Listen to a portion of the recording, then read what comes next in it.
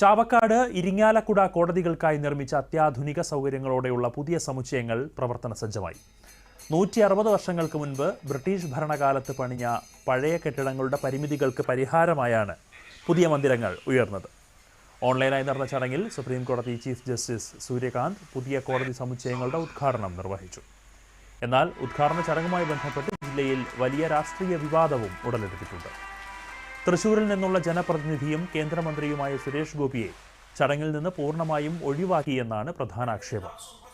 5 നിലകളിലായി നിർമ്മിച്ച ചാവക്കാട് കോടതി സമുച്ചയത്തിന് 36 കോടി രൂപയും 7 നിലകളുള്ള ഇരിങ്ങാലക്കുട കോടതി സമുച്ചയത്തിന് 93 കോടി രൂപയുമാണ് നിർമ്മാണ ചെലവ്. ഇതിൽ 60% കേന്ദ്ര സർക്കാർ ഫണ്ടാണ് വിനിയോഗിച്ചത്. കേന്ദ്ര ഫണ്ടിൽ പൂർത്തിയാക്കിയ പദ്ധതിയുടെ ഉദ്ഘാടന ചടങ്ങിൽ നിന്നും കേന്ദ്രമന്ത്രി സുരേഷ് ഗോപിയെ മാറ്റി നിർത്തിയത് ജനാധിപത്യ മര്യാദകൾക്ക് നിരക്കാത്തതാണെന്ന് ബിജെപി തൃശൂർ നോർത്ത് ജില്ലാ പ്രസിഡന്റ് അഡ്വക്കേറ്റ് നിവേദിത ആരോപിച്ചു. ശ്രമവും നടത്തിയില്ലെന്ന് മാത്രമല്ല, അവസാന നിമിഷം മാത്രമാണ് സ്ഥലം എംപിയും കേന്ദ്രമന്ത്രിയുമായിട്ടുള്ള ശ്രീ സുരേഷ് ഗോപി അവർകളെ ഈ കാര്യം അറിയിച്ചിട്ടുള്ളത്.